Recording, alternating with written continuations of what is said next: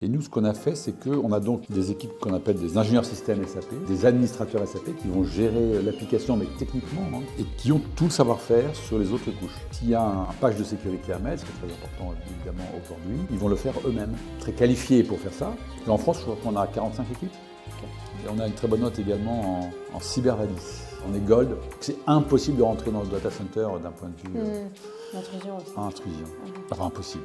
Dans un contexte complexe, ma qualité, c'est que je sais très vite quoi faire. Je sais qui est le sponsor, je suis gagner la confiance de nos clients et voilà, je sais sur quoi me reposer, je sais faire confiance à quelle personne. Alors maintenant, j'apprends aussi d'un point de vue, j'ai aussi d'autres activités un peu, financières, etc. Ça, c'est des choses que j'aime bien. Tu vois, essayer de comprendre ces questions complexes, sur qui on peut se reposer.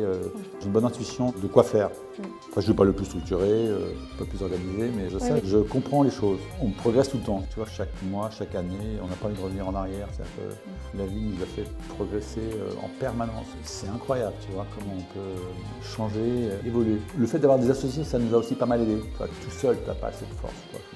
On a eu bien sûr des échecs. Et donc, de passer à travers cela, on aurait pu vraiment avoir des échecs.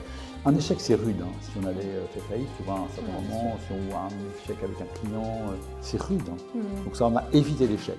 Ouais. On est paranoïaque. Bienvenue dans M&A for Good, le podcast des entrepreneurs de croissance qui mettent du sens dans leurs opérations. Je suis ravie d'accueillir aujourd'hui Frédéric de Bellois. Bonjour Frédéric. Bonjour Élodie. Merci d'être là ce matin. C'est sympa. On a choisi des fleurs, parce que toi, tu adores les jardins, notamment la Normandie. Et bien, merci beaucoup d'être là ce matin pour raconter ton parcours d'entrepreneur. Et donc, aujourd'hui, tu es toujours président d'Oxia, une société que tu as montée il y a une vingtaine d'années maintenant, je crois, et qui est un des leaders de l'implémentation SAP, 160 millions d'euros de chiffre d'affaires en France, à l'international. Et donc, qu'est-ce qui t'a amené à devenir entrepreneur et faire le choix de créer une société dans un marché qui était complètement nouveau ? C'est toujours une question de rencontre. Donc, j'avais travaillé auparavant avec mes deux associés et on a vu l'opportunité d'un marché. On était un peu bloqué dans la situation dans laquelle on était dans l'entreprise qui nous employait à l'époque. Vous étiez salariés de cette entreprise tous les trois. Qui s'appelait Sun. Et on s'occupait de la practice, donc de l'activité SAP. Et puis, on vendait du matériel pour les clients. Et on voyait que les clients avaient du mal à exploiter, donc à faire fonctionner leurs applications SAP. Et donc, il y avait des très grosses sociétés, type IBM, etc., qui pouvaient s'occuper de cela, c'est-à-dire héberger ces applications. Et donc, on s'est lancé pour créer un pure player de l'hébergement SAP. Donc, c'est assez simple. Donc, sur le marché SAP, il y a des grandes sociétés qui vont faire toute la mise en place fonctionnelle, applicative. Et nous, on était hébergeurs dans ce domaine. Et on a fait ça avec énormément de qualité. Et donc petit à petit, on a réussi à développer notre parc client et à devenir leader en France et puis à se développer un peu à l'étranger. Donc on a une jolie société avec un business récurrent. Donc c'était une croissance récurrente depuis, on a créé en 1999. Et après, bien sûr, les premiers clients sont très importants. Un de nos premiers clients, c'était un carve-out de Vallourec qui s'appelait Métal Déployé. Et comment vous avez réussi à convaincre le premier client ? Alors, notre premier vrai client en hébergement, ça a été aussi une très grande marque, puisque c'était Sephora. Ils avaient beaucoup de problèmes pour passer l'an 2000. Et donc, on les a aidés en conseil. Ils ont vraiment cru en nous. Et puis donc, on les a, en parallèle, on a acheté des data centers. Et puis, on les a aidés à passer l'an 2000. Il y avait un tas de problèmes de patch technique. Et puis, on s'est organisé en 24/7 pour eux. Et puis après, il y a une société qui s'appelle DMC, qui était le leader du textile, donc on a racheté les actifs, on les connaissait bien. Après, on était déjà dans ce milieu. On avait déjà une bonne réputation avec mes associés, et donc, et puis on a tout misé on a mis vraiment le paquet sur la qualité de service. Et donc, aujourd'hui, on parle de NPS, Net Promoting Score, ce qui veut dire un peu si vos clients vous aiment bien. Oui, l'appréciation des clients pour votre service. Donc on a une appréciation, on a une qualité de service qui est notée à 99%, donc de clients qui nous recommandent. Et donc on a un NPS de plus 76, c'est inconnu dans le service. Ça veut dire que les clients vraiment adorent la relation, le service qu'on délivre. Et donc il y a un tas de détails techniques, organisationnelles, qui nous ont permis de tout miser sur la qualité. Et puis après, le bouche à oreille fonctionne. Et maintenant, on a beaucoup d'entreprises du CAC 40. On a les plus grandes sociétés françaises comme clients. Et on est aussi en Belgique, aux États-Unis, au Canada, en Chine, parce qu'on accompagne des grands clients comme Valeo, etc. en Chine. Et donc, voilà. Donc c'était une question d'une histoire de croissance. Et après, une société de croissance, qu'on a un bon positionnement, c'est assez simple. Il suffit de progresser, de s'organiser, de recruter, de garder. Oui, mais surtout d'être constant dans la qualité de service et dans ce qui faisait votre identité dès le départ. Oui. Alors on a toujours mesuré la qualité de service. Donc c'est quelque chose qui était le plus important, au détriment de, par exemple, mesurer la rentabilité ou des choses comme ça. On ne s'est jamais occupé de ces choses-là. On avait un PNL, on essayait d'être profitable. Ce n'est pas toujours simple les premières années. Et puis on a eu quelques crises parfois. Mais on n'a jamais demandé à nos salariés, à nos équipes, à nos clients, on mesure un peu, mais ce n'était pas la priorité. La priorité, c'était vraiment que les clients passent du nuit au jour, ou vraiment, qu'ils soient tellement heureux d'être avec nous. Ça a été vraiment le cas. Et donc les clients nous ont toujours recommandé, se bagarre en interne, parce qu'on a quand même des très grands clients pour nous conserver, avec leur service achat, avec leur organisation interne. Et donc petit à petit, on est passé d'un niveau c'est toujours sur SAP, c'est des gros clients. On est passé de clients moyens, DMC, était une jolie société, donc on les a hébergés. Et après, ils ont disparu, hélas, aujourd'hui. On a racheté leurs actifs, leur data center dans le Nord. Et puis après, les gros clients, le premier gros client que nous avons gagné, c'est le groupe SEB. Après le rachat de Moulinex, c'était en 2003 ou 2004. Et donc ça, c'était magnifique parce qu'on a repris tout l'hébergement de leurs applications. Parce qu'ils avaient beaucoup de problèmes avec un des grands infogérants à l'époque, avec quelques pannes. Et sur SAP, toute la supply chain, les ventes, la comptabilité, etc., tout fonctionne sur SAP. Donc il faut vraiment des systèmes très fiables. Et chez nous, vraiment, la qualité de service est exceptionnelle. Voilà. Mais c'est vrai que SAP, c'est un peu un mythe. C'est-à-dire à la fois une solution extraordinaire, mais qui souvent fait craindre justement des pannes, énormément de difficultés de mise en œuvre. Et donc vous avez réussi à offrir un service de top qualité, sans privilégier pour autant la rentabilité. Ça, c'est vraiment intéressant.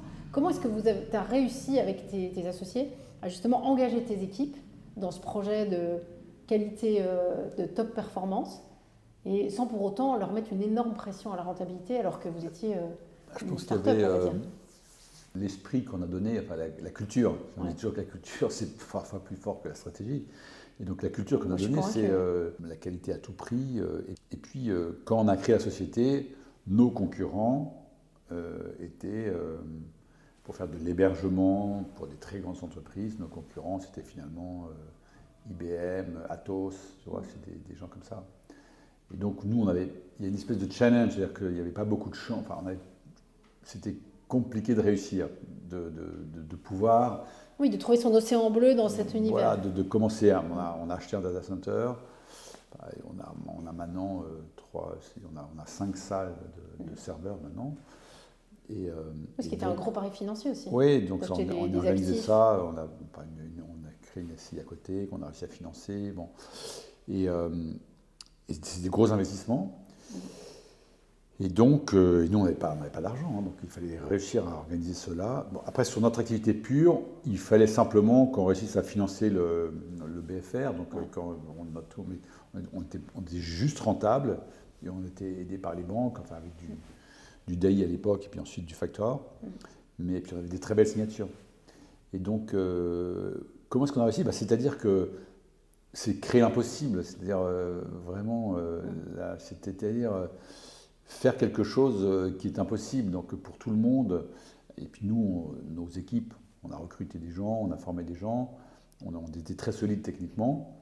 Et donc après, ils ont fait des choses qui sont tout à fait extraordinaires, comme cette migration de SEB. On a déménagé de 2 concurrents qui étaient Capgemini et IBM, toute l'informatique de SEB et Moulinex.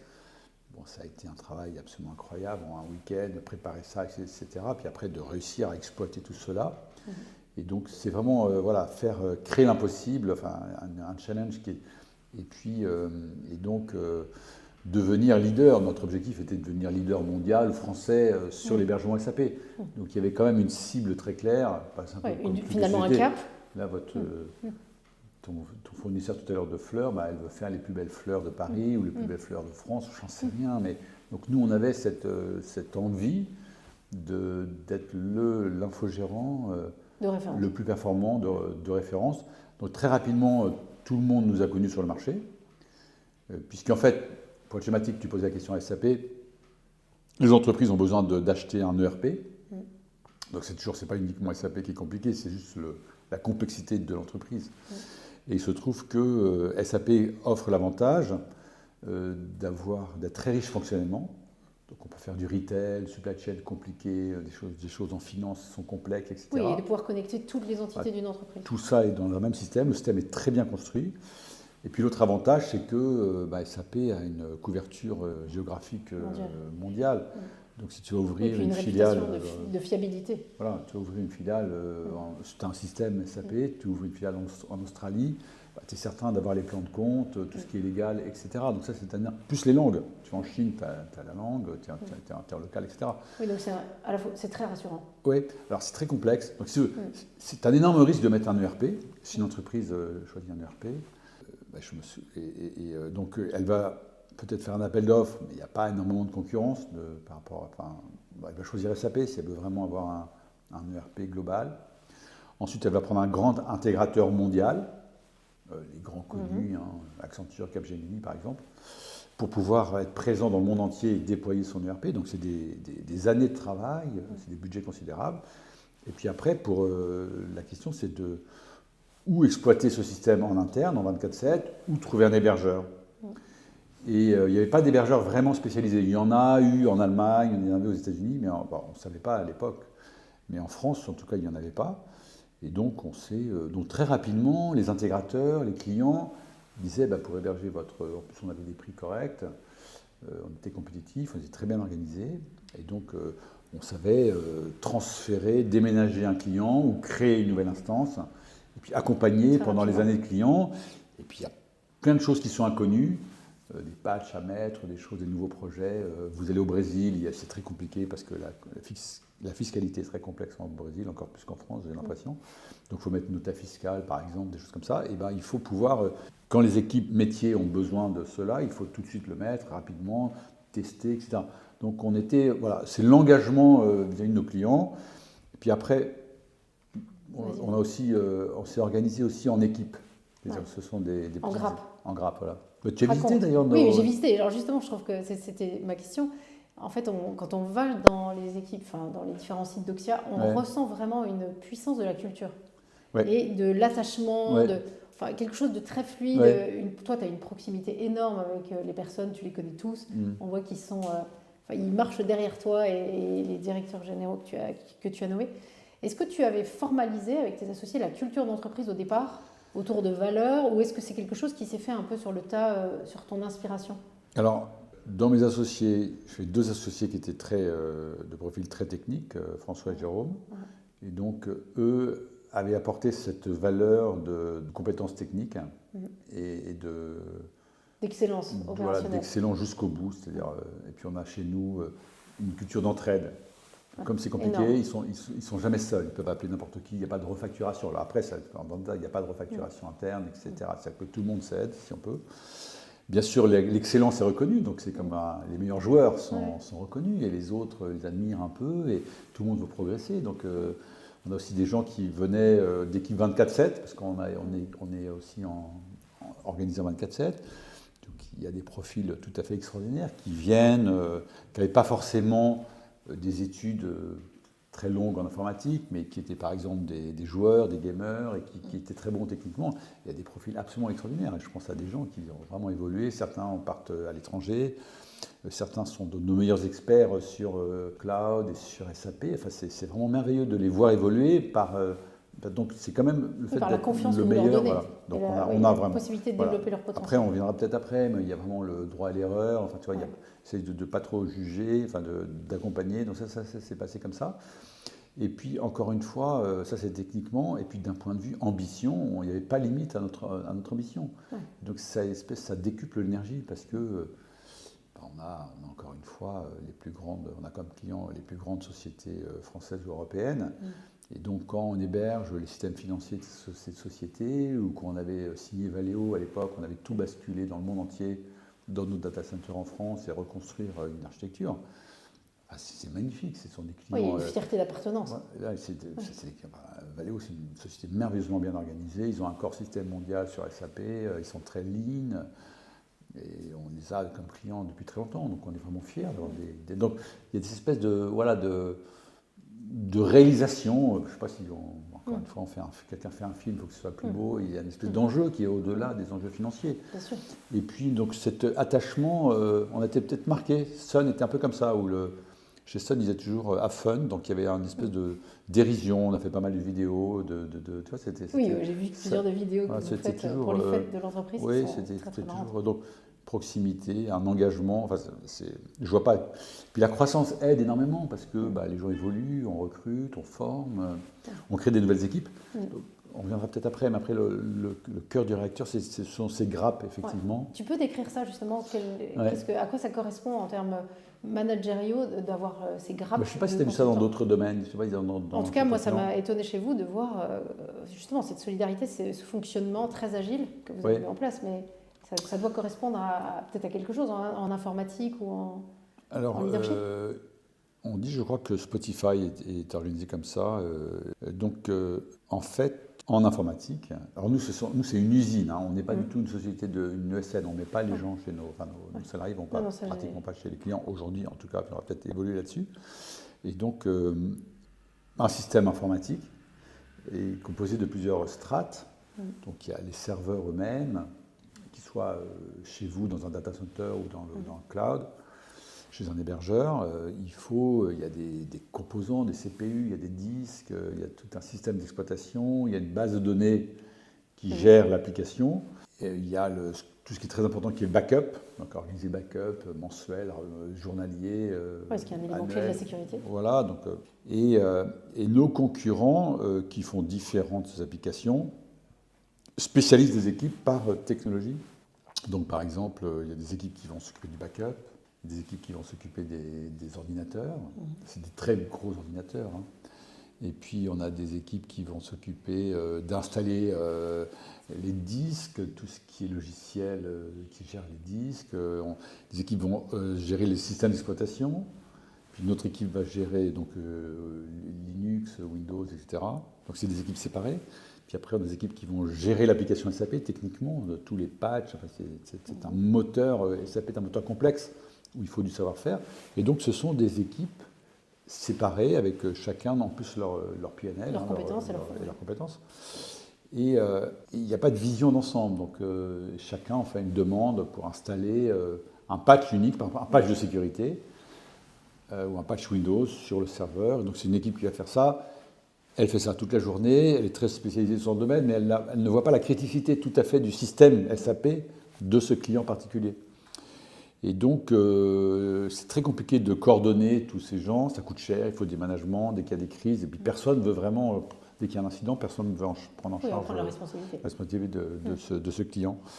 Et nous, ce qu'on a fait, c'est qu'on a donc des équipes qu'on appelle des ingénieurs système SAP, donc des administrateurs SAP qui vont gérer l'application, mais techniquement, qui vont s'occuper de l'application et qui ont tout le savoir-faire sur les autres couches.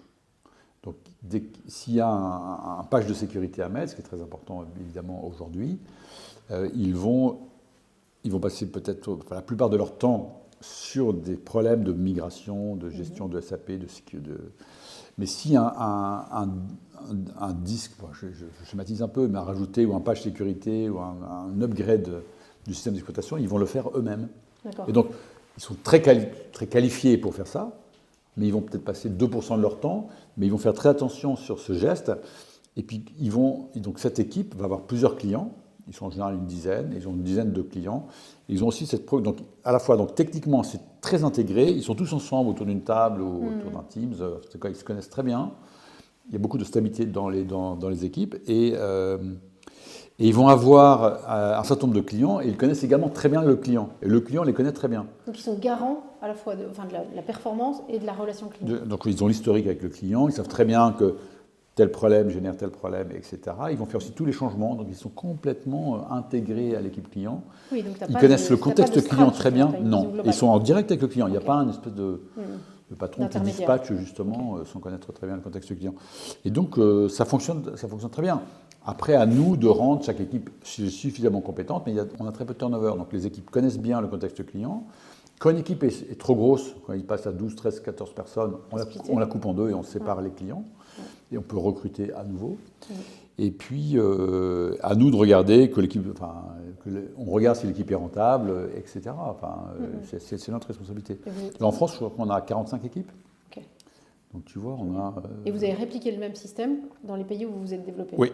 États-Unis, donc, Canada, on est à Shanghai. On a 3 équipes, je crois, à Shanghai. Donc, ça marche très bien. On a un type très bien là-bas.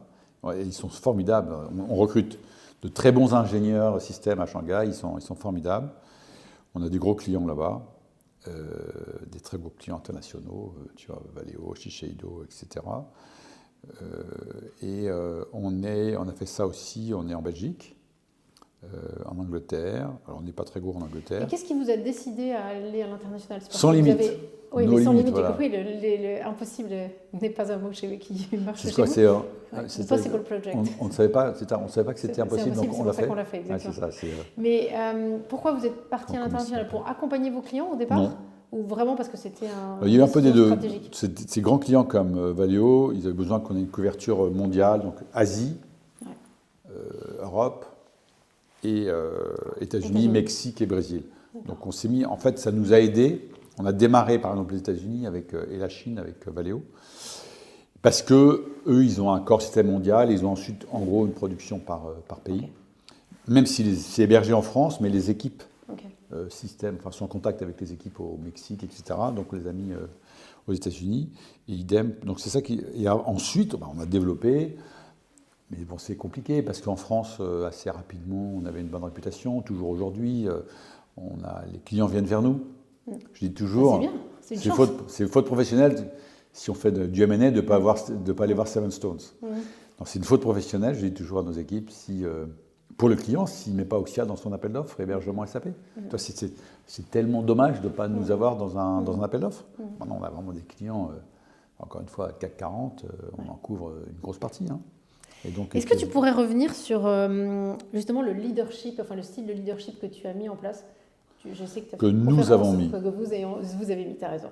Je sais que tu as fait une conférence TEDx là-dessus. J'aimerais bien que tu nous rappelles un petit peu les principes qui guident l'action. Notamment, tu disais le droit à l'échec, le droit à l'erreur. Mais plus généralement, comment ça fonctionne et de quoi tu t'es inspiré? Je ne sais pas, de nos valeurs.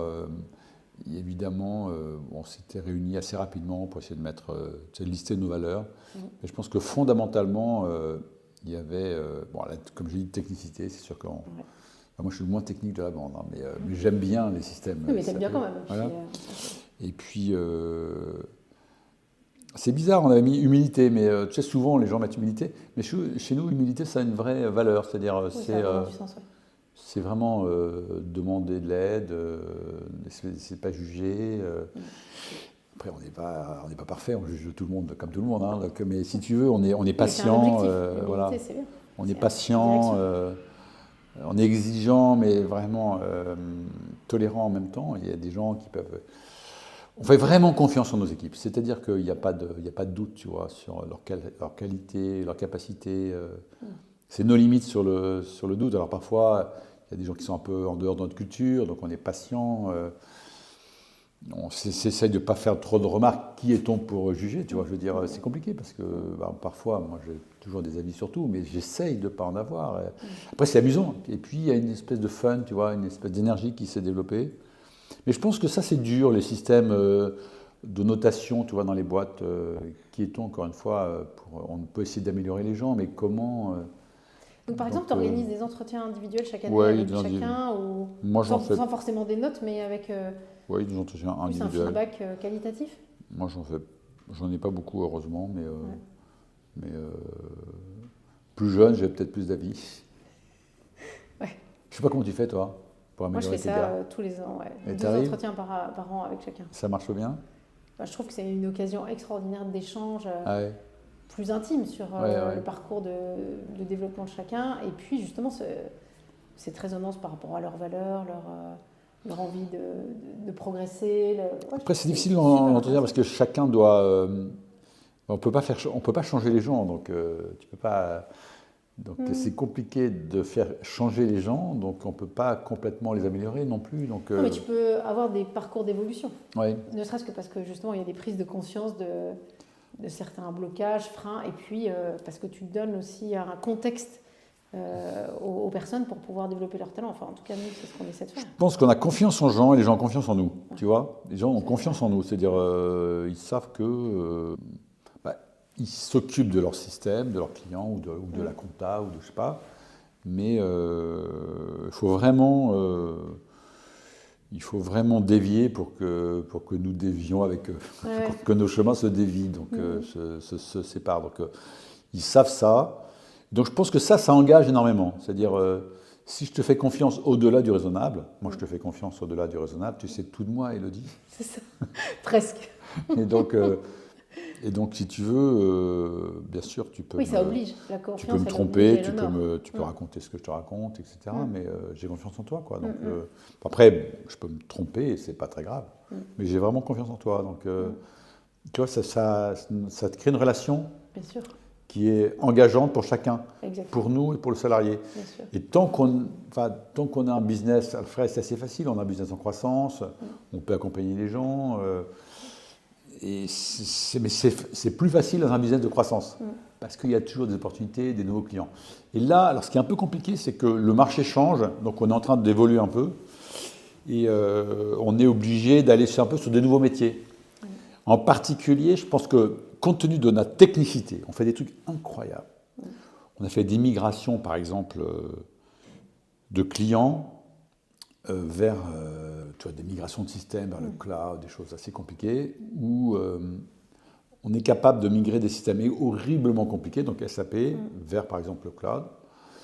Et on met des équipes qui sont à la fois SAP et cloud. Donc c'est ça, chez nos concurrents, les grosses ESN, là, Accenture ou Capgemini, il va y avoir des équipes pléthoriques qui vont pas forcément bien s'intégrer, etc. Nous, c'est petite équipe. Et je pense à un projet là, de migration qui a été fait l'an dernier, d'une grosse société de luxe française, enfin internationale, un énorme groupe de luxe, dont on a migré les systèmes SAP. Et ce qu'on a fait, c'était incroyable, parce que je pense que notre concurrent était Accenture, était beaucoup plus cher, mais avec deux différentes équipes.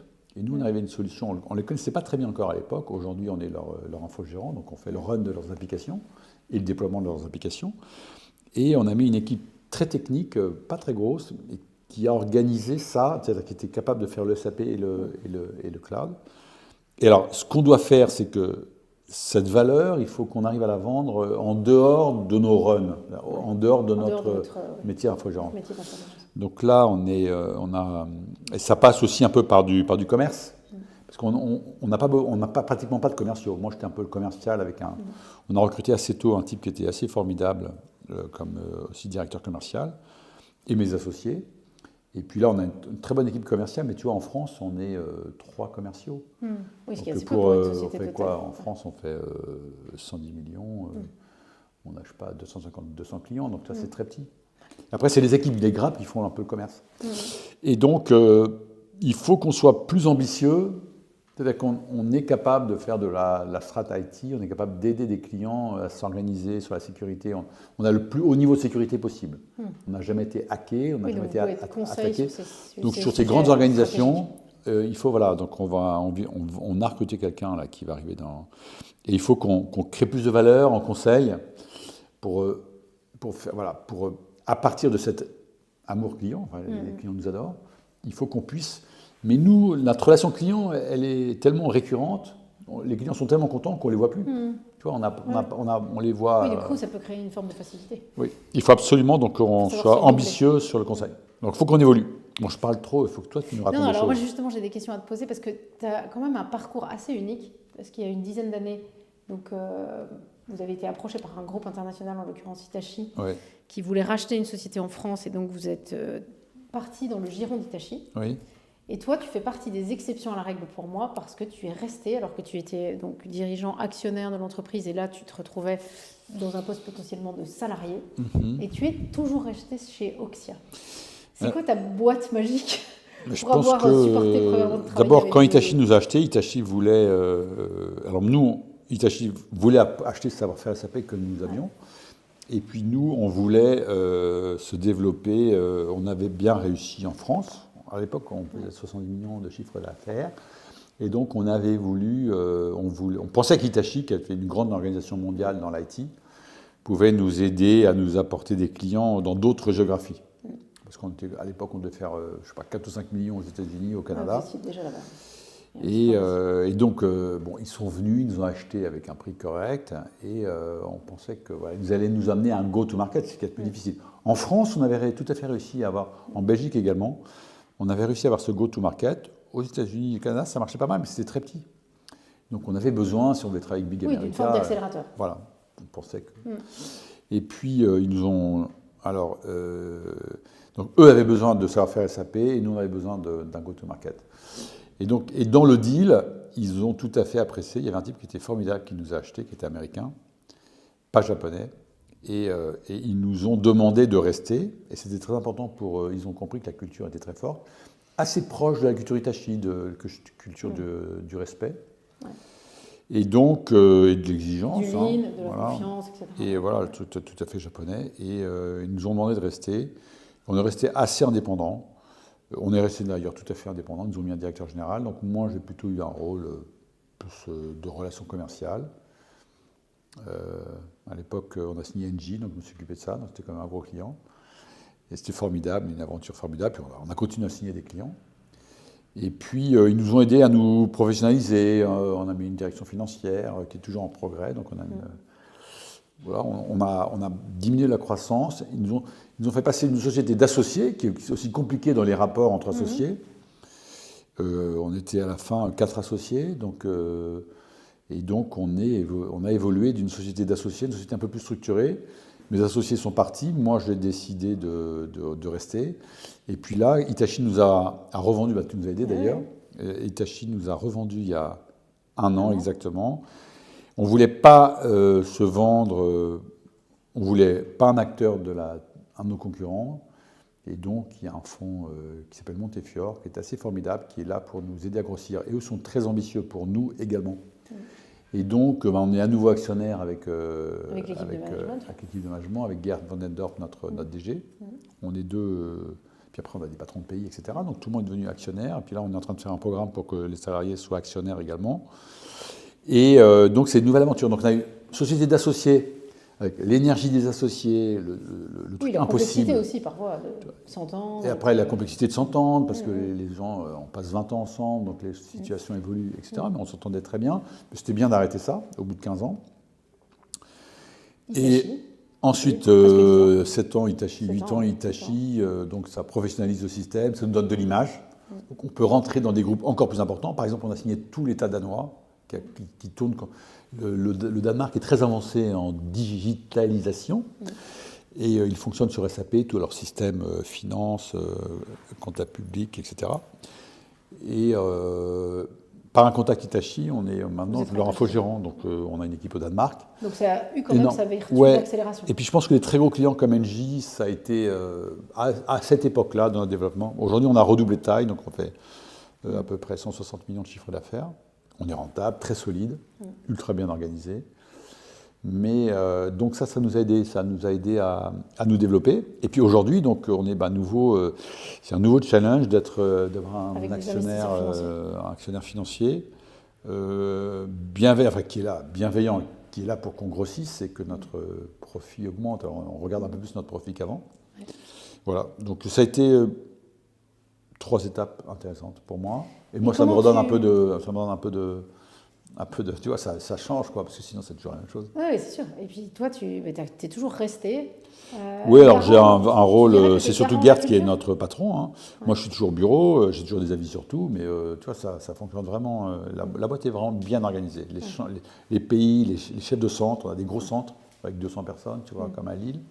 Ça marche très bien. On a vraiment des belles équipes, hein. Ça marche, c'est fou. Et tu dirais que tu restes garant de la culture Oxia Oui. et aussi un peu ambassadeur auprès des clients, parce que tu as Oui, et puis c'est des sympa. liens très forts avec certains clients, Avec certains clients, oui, avec directeurs techniques. oui, Vous organisez chaque année on a un club, events. on a une réunion client une fois par an. Non, j'aime beaucoup nos clients. Après, il y a plein de nouveaux clients, tu vois, que je connais pas, que je connais moins bien. Enfin, je suis un peu garant de cette qualité, du fait, j'ai un peu des avis sur les choses. Je connais bien les gens en interne, donc tu vois, on discute pas mal, toute l'équipe de direction. On est tous dans le même bureau, l'équipe de direction, donc on discute, ça sort, on est au téléphone ou pas. On est à beaucoup de... C'est vraiment sympa. Ouais. Puis comme je dis souvent là, au bureau, quand je fais des blagues, au moins les gens rigolent, c'est ça qui est sympa. Mais c'est bon, ça des bonnes blagues. Et comment tu définirais ta zone de génie? Vraiment l'élément de singularité qui fait que... Alors mes associés, j'ai, dans un contexte complexe, ma qualité c'est je sais à peu près, je sais très vite quoi faire. Je sais décider, je sais qui est le sponsor, je sais gagner la confiance j'ai su gagner la confiance de nos clients et voilà, je sais sur quoi me reposer, je sais faire confiance à quelle personne. Ça, je suis bon là-dessus. J'arrive dans... Alors maintenant, j'apprends aussi d'un point de vue... j'ai aussi d'autres activités un peu, financières, etc. Ça, c'est des choses que j'aime bien. Tu vois, essayer de comprendre dans une situation complexe, sur qui on peut se reposer, pas décider, mais en tout cas, j'ai une bonne intuition de quoi faire. Ça, je sais pas. Ça, je sais. Ouais. Après, je ne suis pas le plus structuré, je ne suis pas le plus organisé, mais je comprends les choses. Ouais. Je ne sais pas, c'est un truc que je comprends bien. Oui, toujours dans une dimension de confiance dans les personnes et dans leur parcours. Oui. C'est vrai qu'à chaque fois que moi j'ai échangé avec toi sur des différents sujets dans lesquels, par exemple, des participations dans lesquelles tu as investi, c'est vraiment cet élément structurant de la confiance initiale qui fait que tu as donné du temps pour certains, tu as investi à leur côté, tu les as aidés aussi à s'orienter dans des moments critiques de leur parcours entrepreneurial. Et toujours dans une énorme confiance. Peut-être, c'est peut-être ça. Sans pour autant aller toujours vérifier plein d'éléments. Non, après je me trompe de temps en temps et ça m'énerve quand je me trompe. Et donc, mais j'aime bien, voilà, je comprends les situations. En tout cas, j'ai un passé, voilà, je comprends. En tout cas, pour Oxia, je comprenais, je comprends les situations commerciales et je sais créer une relation à bon niveau de nos clients stratégiques. Tu vois, les clients savent que j'ai une bonne mémoire, je me souviens bien des trucs, donc pour eux, je suis important. Mais la boîte est vraiment grosse, donc on a plein d'équipes en dessous qui ont ça aussi, donc c'est plus aussi essentiel qu'au début. Tu vois, ils sont très impliqués. La boîte est vraiment beaucoup plus processée maintenant. Quelle est la réussite dont tu dirais que tu es le plus fier aujourd'hui?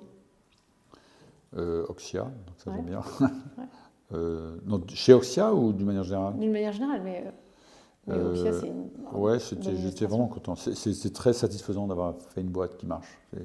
Et puis d'avoir réussi des transitions et des parcours ça c'est vraiment... dans différents environnements finalement. Comme tu disais, je ne sais pas si je suis fier, je ne peux pas dire que ce n'est pas de fierté, parce qu'une fois c'est collaboratif avec les équipes. Mais non, c'est...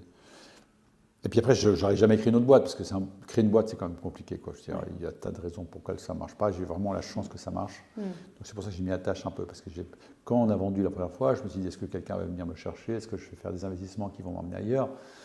Mais bon, chacun sa vie. Moi, je connaissais ce domaine.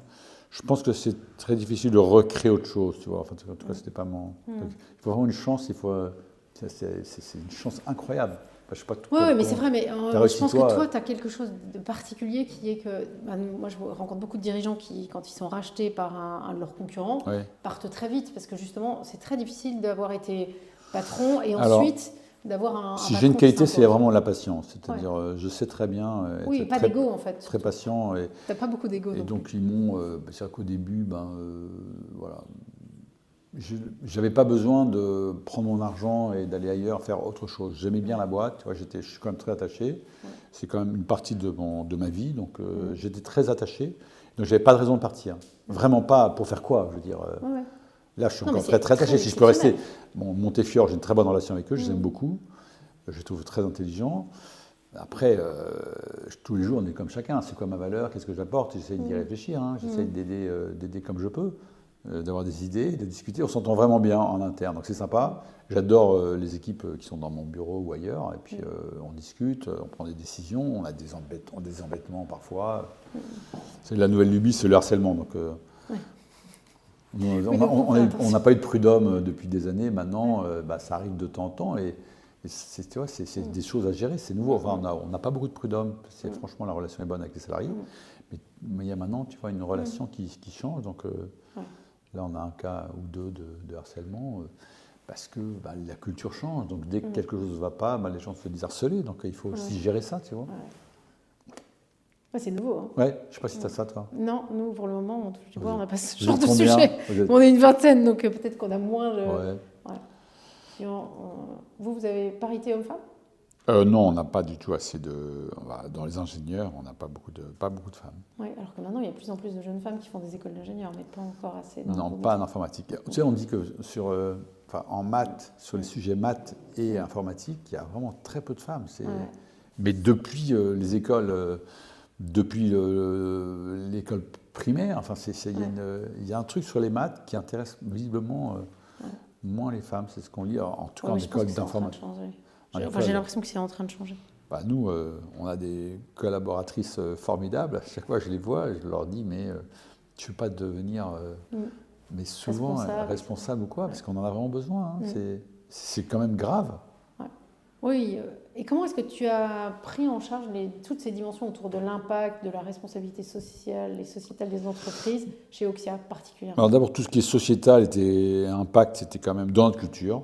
Ouais. Donc le fait qu'on n'a pas de management PNL, rude, tu vois, t'es pas rentable, je te mets dehors, etc. On n'a pas cette relation. Donc du coup, la relation, elle est sur l'homme ou la femme, sur ses compétences, sur son développement. Jamais on le juge sur sa rentabilité. Oui, puis vous avez tout de suite eu une dimension partage de la valeur.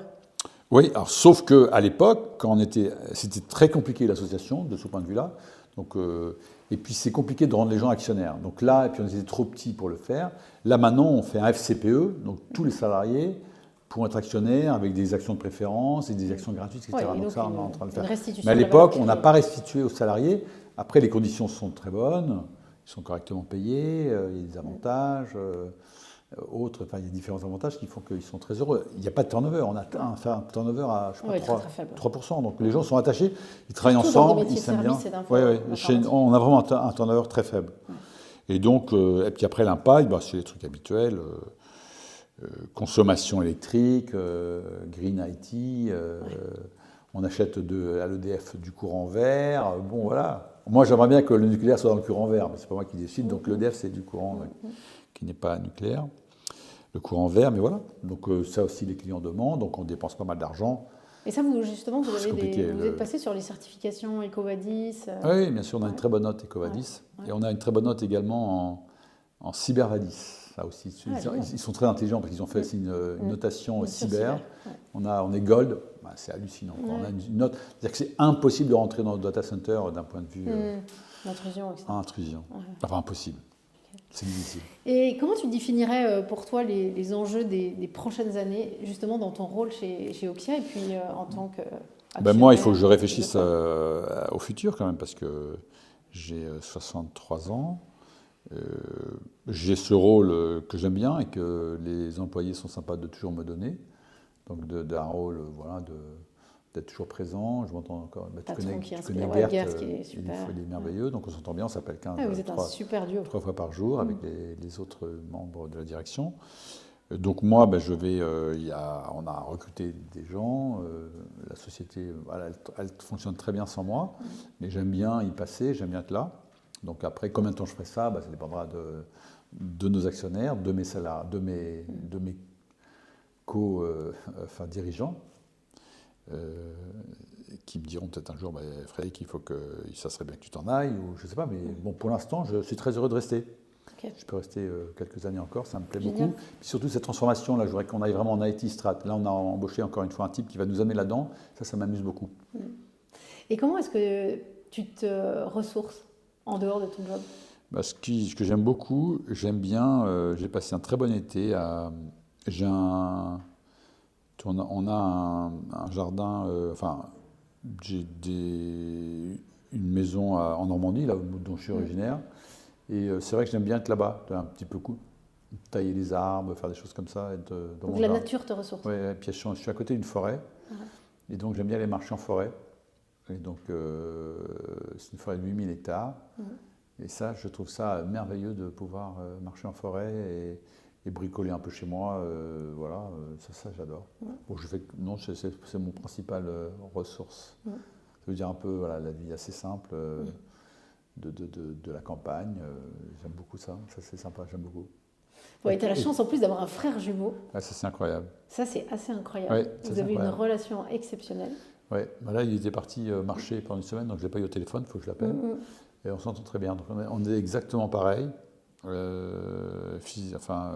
gens nous confondent. Ouais. Et j'ai avec lui aussi une relation. Alors, c'est peut-être la confiance, et j'ai une capacité à faire confiance parce que énorme. J'ai une confiance absolue en mon frère jumeau, comme on peut avoir, tu sais, confiance dans un couple ou avec ses enfants, des choses comme ça. Viscéral presque. Avec sa mère ou avec son père, je ne sais pas pour les gens. Mais donc j'ai toujours connu la capacité de faire une confiance absolue. Lui, par exemple, je sais que il ne me trahira jamais, ou tu vois, c'est absolu. On partage tout, enfin, pas des histoires intimes, etc. Non, mais toute la vie.